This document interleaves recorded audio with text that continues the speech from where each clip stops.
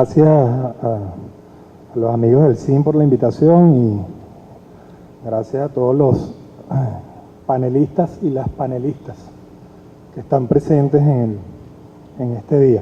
Primero quisiera pedir disculpas por el retraso a todos y trataré un poco de compensar el daño, como dicen por allí.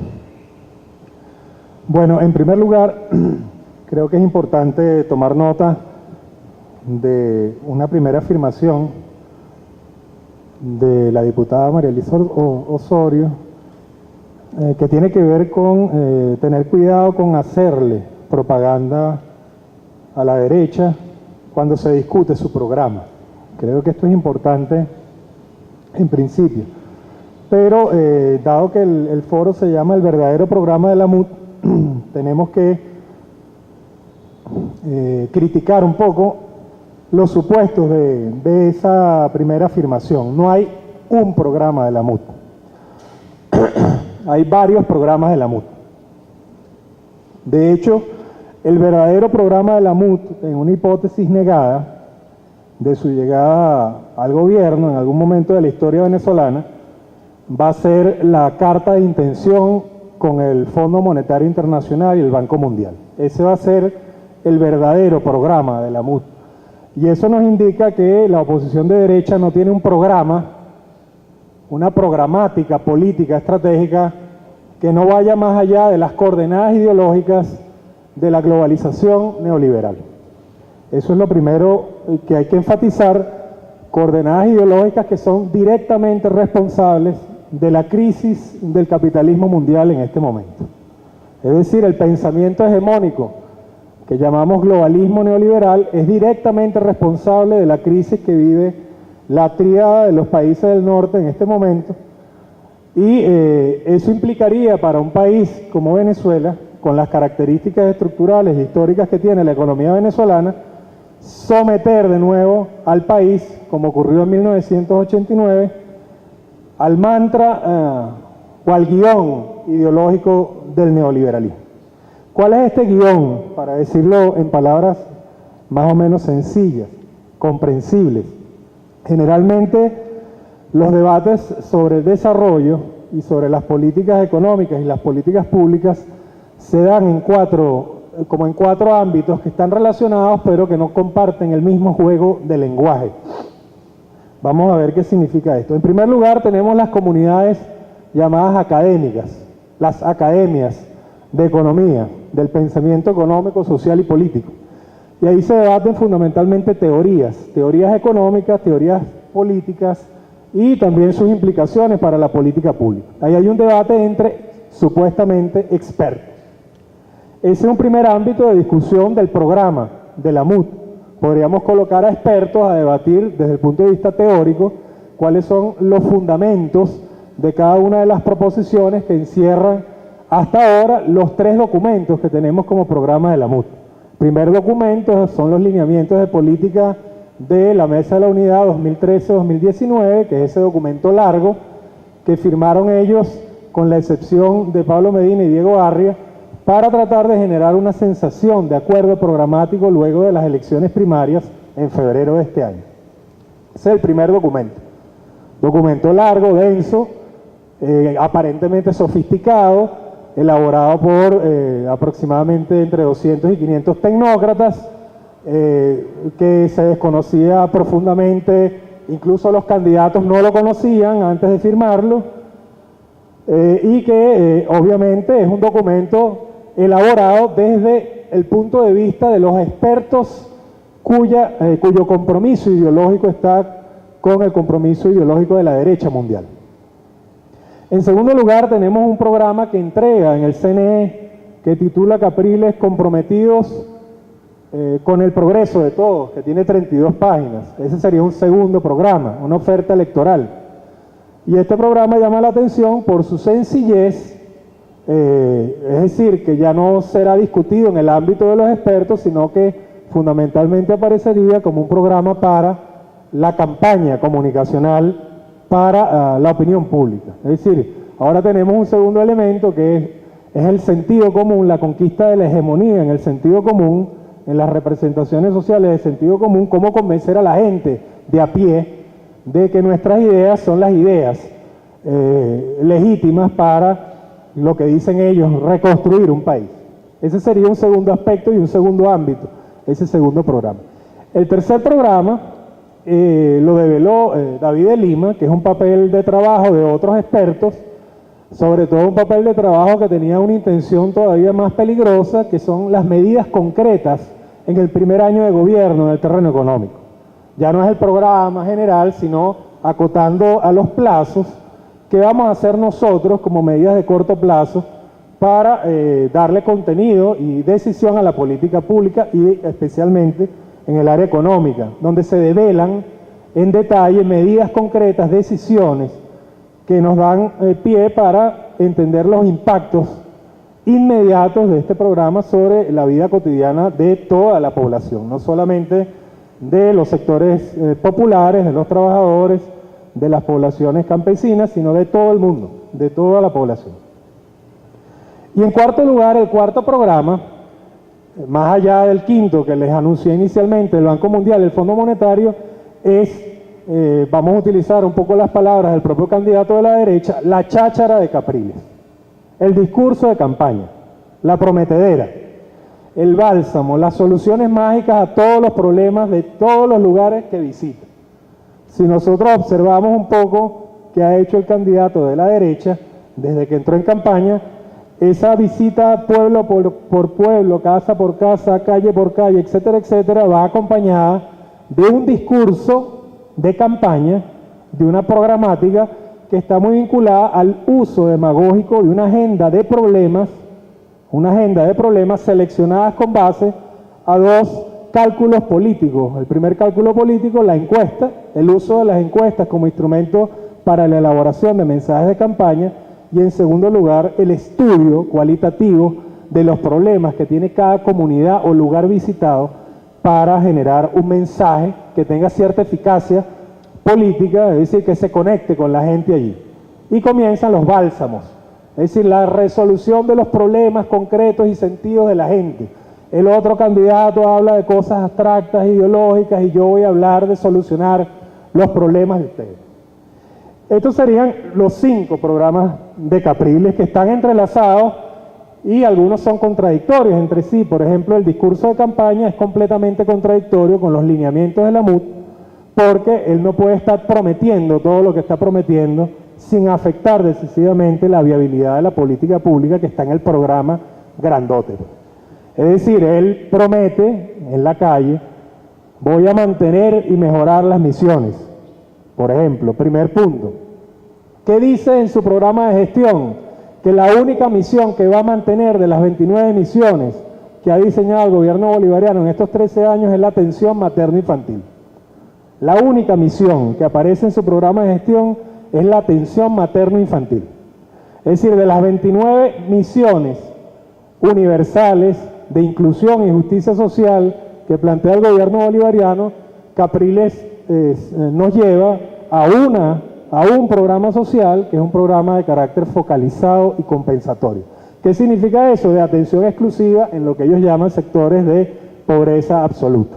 Es decir, que no van a llegar a todos, sino solamente a lo que ellos consideren que deben llegar, que son solamente un pequeño segmento de la población, fruto de ¿qué? Del éxito de la política social en el gobierno bolivariano, que ha reducido la pobreza extrema o la pobreza absoluta como nunca se había resuelto en los últimos 20 años. Es decir, mientras el neoliberalismo de Carlos Andrés Pérez y Caldera llevaron la pobreza hasta un 50% de la población, y la pobreza absoluta no recuerdo en este momento si rondaba casi el 40%, ellos van a utilizar los éxitos de llevar la pobreza absoluta más abajo del 10% para utilizar solo ese segmento para un solo programa que se llama Atención Materno-Infantil. En pocas palabras, desde el punto de vista de la prioridad de programas sociales, el programa de la derecha, además de ser focalizado y compensatorio, cuando leemos el programa grande de la MUT, la gran idea que se les ocurre es transferir todos los programas, es decir, todas las misiones que tiene el gobierno bolivariano a los gobiernos regionales. Es decir, salirse de ese problema, por decirlo así, salud, educación, vivienda, turismo, desarrollo económico, salirse del problema como gobierno central y desplazar la responsabilidad para los gobiernos llamados regionales y locales. Lo que implicaría necesariamente que estos gobiernos regionales y locales necesiten fuentes de financiamiento, lo cual implicaría necesariamente desestructurar toda la legislación que se ha construido hasta ahora en función de que las transferencias dirigidas a los procesos de descentralización lleguen a la población y no pasen por el peaje de gobernaciones y alcaldías.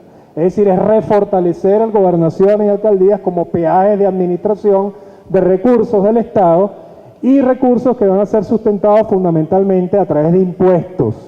Y eso significa que las 29 misiones, como dice el programa de la MUT, no van a ser todas gratuitas.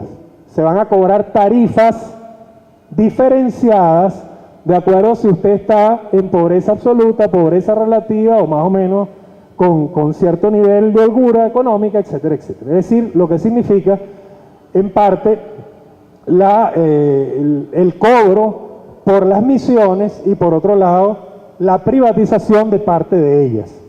Eso aparece claramente en el documento de Delima, en el documento grande de la MUT, donde ellos dicen, por ejemplo, en la misión Barrio Adentro, que los insumos médicos van a ser, esa parte de insumos médicos va a estar administrada por las empresas privadas que son más eficientes que el Estado. Si hablamos de educación, por ejemplo, podemos recordar el cobro de matrícula escolar en los liceos públicos, etcétera, etcétera. De hecho, dicen que el primer traslado a las gobernaciones y alcaldías van a ser los Simoncitos. Vamos a darle los Simoncitos. Plan vivienda, misión vivienda, no señor, va a ser pura autoconstrucción y solamente autoconstrucción cofinanciada por la empresa privada y por el sistema financiero, ahora privatizado también, porque viene lo más interesante del documento de Lima, es que el interés que se defiende fundamentalmente en ese documento es el interés no solo del capital privado, sino de la fracción financiera del capital privado. Es decir, los grandes bancos, que son, según el documento de la MUT, los grandes afectados por el cerco económico de un gobierno populista, etcétera, etcétera. Entonces, tenemos 5 programas de la MUT, cada uno más peligroso que el otro, sobre todo el discurso demagógico del candidato de derecha, porque está ofreciendo lo que no va a cumplir, no lo que no puede cumplir, que sería algo de capacidades de hacerlo, sino que no lo va a cumplir porque los fundamentos ideológicos y teóricos del programa de la MUT dicen que eso es lo que no se tiene que hacer. Es decir, populismo.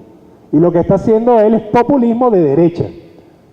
Populismo de derecha. Es decir, prometiendo soluciones mágicas, y aquí vamos a ver en términos de agenda, de temas, Capriles dijo una cosa tan loca como que él iba a resolver el problema de la inseguridad en un año en Caracas. También dijo que en 100 días él iba a recuperar la red de vialidad del país completamente. ¿Por qué programas demagógicos? Porque si uno analiza las encuestas, cosa bastante paradójica, el primer problema que aparece como déficit, por cierto, tenemos que ser, unos dirían autocríticos, pero yo diría que hay que aplicar aquí la crítica a fondo. Uno de los temas de mayor movilización demagógica en este momento es el tema de la inseguridad. Este gobierno ha fracasado completamente en el tema de la inseguridad, te dicen, como propaganda, y por tanto nosotros sí lo vamos a solucionar en un año. Otro tema, que es el cuarto problema de las encuestas, es el problema de la vialidad. En la encuesta de Datanálisis de agosto, primeras semanas de agosto, no la que enseñó el presidente ayer, se posiciona como cuarto problema en la agenda de las encuestas, de esta encuesta, la vialidad. Entonces, casualmente, Capriles habla de la vialidad. Un dato interesante, por ejemplo, para que ustedes manejen, la encuesta de Datanálisis de agosto, la anterior a esta que mencionó el presidente, dice que el 53,3% de la población que va a votar no confía en el liderazgo de Capriles. Y de ese 53,3%, el 56,6% de los ninis, ahorita les enseño la encuesta por si acaso piensan que es un gato por liebre, el 56,6% de los ninis tampoco confían poco o ninguna confianza en el liderazgo de Capriles. Es decir, es un candidato, y por eso habla de que él va a buscar, ¿quién desconfía de mí? vamos a buscar a la gente que no confía en mí, yo la voy a convencer, etcétera, etcétera, porque sabe que su candidatura tiene un peso muerto fundamental para la proyección de imagen y mensaje, que es la desconfianza. Capriles no logra transmitir confianza. Y como en este momento hay una disputa alrededor del voto blando, se trata fundamentalmente de fortalecer esa debilidad, proyectarlo como alguien que genera confianza. Pero si es alguien que tiene 5 programas en la mano, 5 cartas, contradictorias algunas, otras, o contradictorias entre sí, que no son totalmente coherentes, ¿cómo uno puede confiar en el mensaje de este candidato? También ellos decían, para decir algo más, su principal partido, es decir, Primero Justicia, que no se iban a retirar de las elecciones regionales en el 2005, semanas antes.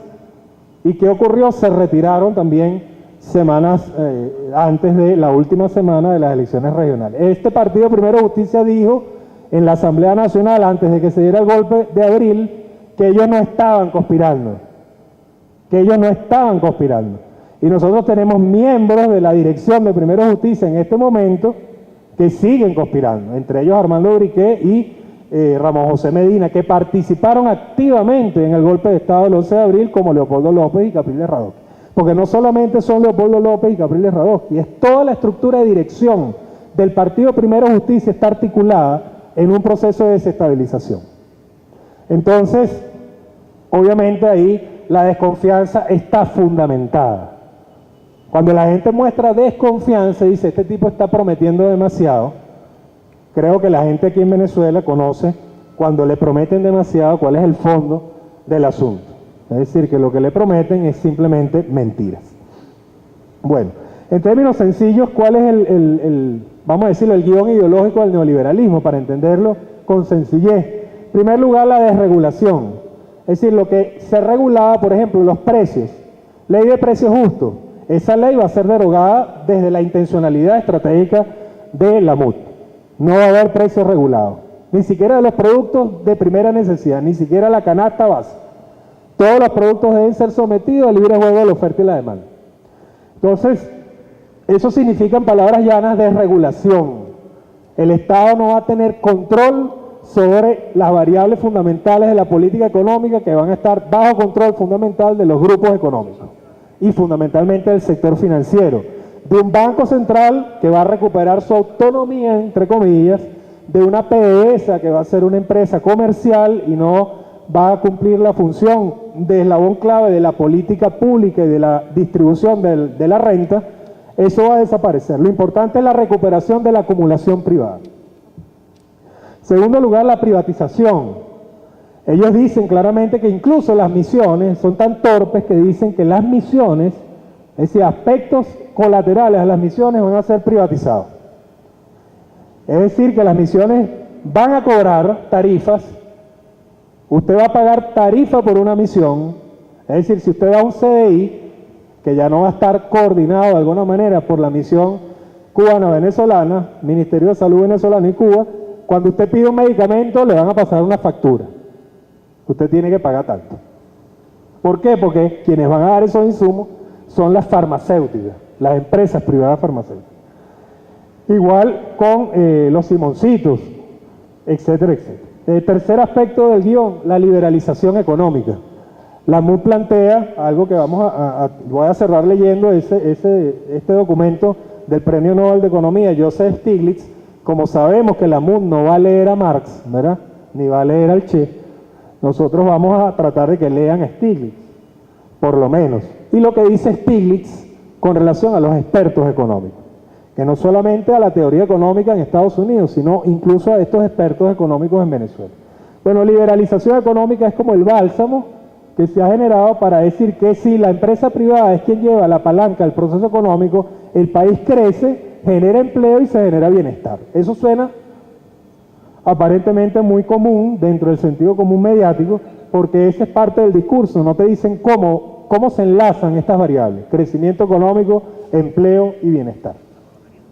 El cuarto aspecto del programa de la MUD es la flexibilización laboral y la precarización. Capriles promete crear 2 millones de empleos, pero al mismo tiempo promete derogar la inamovilidad laboral modificar el esquema de pensiones en este momento y por otro lado dice que va a discutir los convenios colectivos de los trabajadores, pero no dice cómo ni con qué fundamento. Es decir, les promete a los trabajadores de Guayana: yo cuando sea presidente me comprometo con ustedes a discutir, pero no dice qué es lo que va a discutir ni qué es lo que va a promover. Y probablemente lo más seguro es que promueva, dentro del esquema de flexibilización laboral y precarización común a las políticas neoliberales, un programa de privatización y de venta de acciones, de microacciones, para decirles que él sí va a capitalizar de alguna manera a las empresas de Guayana dándole acciones a los trabajadores. Que eso es lo que ha hecho generalmente la oferta demagógica, el populismo de derecha, cuando se articula el neoliberalismo. Para cerrar, otro elemento es el tema de la política social focalizada y compensatoria, es decir, solamente vamos a atender a aquellos sectores que están en pobreza extrema. Eso implica en este momento atender con política social solamente a un 15% de la población. Tenemos el gran tema de ellos, la solución mágica del programa Grande 1 de la MUT, que es la descentralización. Todas las soluciones a los graves problemas de Venezuela tienen como último elemento de política pública la descentralización. Es decir, la descentralización resuelve todo. Cuando sabemos que incluso el Banco Mundial lo reconoce, que la descentralización fiscal pone en riesgo uno de los axiomas básicos de política pública, que es la disciplina fiscal. Es decir, cuando las gobernaciones pueden endeudarse porque no tienen suficiente capacidad de recaudación de impuestos o no tienen suficiente transferencia al gobierno central vía situado, entonces, bueno, endeúdense. Ustedes se endeudan y ven cómo resuelven su problema de descentralización fiscal. Bueno, y finalmente, para cerrar, el problema más grave para mí, que la gente a veces no entiende mucho, que a través del pretexto de la lucha contra la inseguridad o de la conquista de la seguridad, lo que vamos a tener es el perfecto pretexto para una política de retaliación y represión, tanto selectiva como generalizada, hacia los sectores populares, es decir, hacia la protesta popular. Y eso no estaba explícitamente en la carta de intención de Carlos Andrés Pérez en el 89, pero la vimos en acto. Es decir, cuando salió la protesta masiva a la calle a protestar por medidas concretas neoliberales, la medida fundamental del gobierno fue sacar a la Fuerza Armada para reprimir al pueblo, o sacar a lo que tengamos que sacar para reprimir al pueblo. Entonces, un dato también interesante de la encuesta de agosto de Data Analysis es que dice, uno de los puntos, si Capriles llegara al gobierno, ¿usted cree que, entonces dice la primera parte, habrá guerra y será difícil gobernar? Bueno, ese punto tiene 30 y pico % de que la gente todavía cree que si llega Capriles, aquí habrá guerra. Un 22% dice no pasará nada y el resto no quiere opinar. Es decir, que la gente percibe que la llegada del gobierno de la derecha va a generar un problema de regulación y canalización del conflicto por la vía represiva. Y lo interesante de esa pregunta, de esa encuesta de oposición, es que el 27% de los propios opinadores de oposición piensa que es así también. Es decir, que no es el chavismo el que se siente amenazado, ni los niní, sino que la propia oposición considera que aquí puede ocurrir un escenario de guerra y para Capriles le será muy difícil gobernar. Bueno, con todos estos datos, creo que tenemos justamente la tarea de movilizar contundentemente ya no la mente ni el corazón, sino la voluntad de la gente sensata de este país. María Elisa los trató de identificar ideológicamente, yo no, ni siquiera los identificaré ideológicamente. Diré que todos aquellos venezolanos y venezolanas que consideran que este país debe generar un clima al menos de convivencia pacífica, continuidad de las políticas económicas y sociales que han logrado salir en gran medida de la pobreza y crear justicia social e inclusión, si la gente más o menos cree en eso, si la gente, por ejemplo, no quiere que su tarjeta de débito se le dispare, o tarjeta de crédito, perdón, que no quiere vivir las cuotas de balón de los automóviles, de los apartamentos, que no quiere perder las hipotecas que tiene en este momento, porque recuerden que en el norte en este momento el problema es con las hipotecas.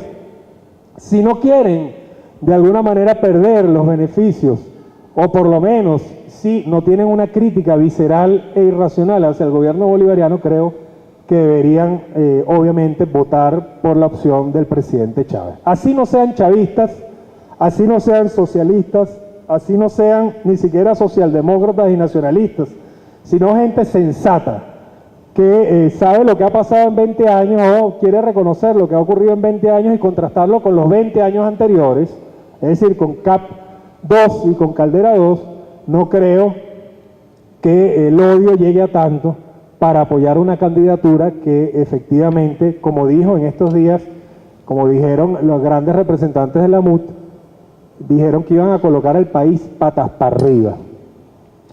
Eso significa que lo van a colocar patas para abajo. Entonces, imaginémonos por un momento este país patas para abajo y cerraría con esta opinión de Stiglitz para que ustedes vean la gravedad, no solamente de la irresponsabilidad de aquellos que se dicen ser expertos económicos de la MUT. Lo dice un premio Nobel de Economía. Muchos tienen culpa en esta crisis. Hemos visto el papel de los reguladores y los legisladores de la Reserva Federal y de los financieros. Mientras se ocupaban de su trabajo, todos decían que lo que estaban haciendo era lo correcto. Lo mismo que van a decir esto, o que dicen ya, que van a hacer lo correcto. Y casi siempre los argumentos se basaban en el análisis económico. Estos también sacan a unos espantaparos analistas económicos a decirnos lo correcto. Al ir quitando capas y más capas de lo que salió mal, no podemos evitar preguntarnos qué hicieron los economistas. Naturalmente, no todos los economistas compartían el entusiasmo por la economía de libre mercado. No todos eran discípulos de Milton Friedman. Sin embargo, era sorprendentemente muchos que apuntaban en esta dirección.